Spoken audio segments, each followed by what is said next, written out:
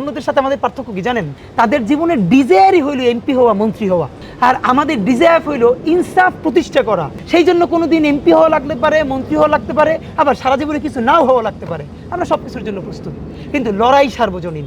আপনি নির্বাচন করতে চাচ্ছেন আসন্ন জাতীয় সংসদ নির্বাচনে, তো ক্ষমতাশীলদের চাপ প্রয়োগের যে জায়গাটা, সেখান থেকে নির্বাচনের মাধ্যমে যদি জয়ী হন, তাহলে ক্ষমতাশীলদের জায়গায় গিয়ে কত প্রথম হলো ধরেন আমি এমপি যদি হইও, আপনারা কি বলছে এমপি হইলেই আমি সরকার দলের এমপি হব?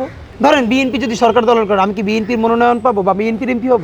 সংসদে তো বিরোধী দলীয় এমপিও লাগে, এবং যেই সংসদে যত বেশি বিরোধী দলীয় এমপি ভালো থাকে সেই সংসদ তত ফাংশন করে। রবীন্দ্রনাথ যখন ব্যারিস্টারি পড়তে গেছে বিলেতে, পড়াশোনা বাদ দিয়া গ্লাডস্টোন এবং অন্যদের সংসদীয় বিতর্ক দেখতে গিয়া ইংল্যান্ডের পার্লামেন্টে বসে থাকতো। এর মানে তাদের এত প্রাণবন্ত বিতর্ক হইতো।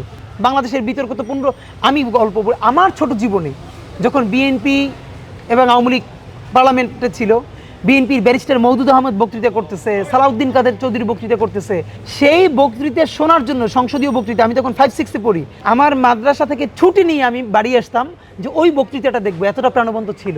তো আপনার একটা ভালো পার্লামেন্ট করতে তো শুধু আমি না, আমাদের মতো অনেক তরুণ বিরোধী দলের বেঞ্চে বসা দরকার, যারা সরকারি দলকে টু দি পয়েন্টে ধরতে পারবে, বলতে পারবে।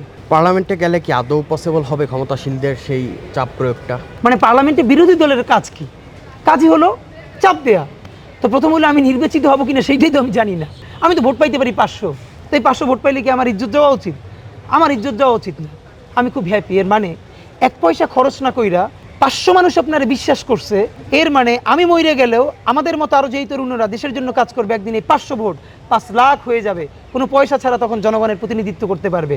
আমরা সেই আদর্শটা সামনে মানুষের সামনে দেখতে আইতে চাই যে বিনা পয়সায়ও জনগণের ফান্ডিংয়ে জনগণের নির্বাচন করা যায়। এবং আপনাকে একটা বলি, এই আমাদের নির্বাচন করাটা, এই নির্বাচন আমাদের উদ্দেশ্য না। আমাদের উদ্দেশ্য, আমাদের পলিটিক্সটা খুব ক্লিয়ার।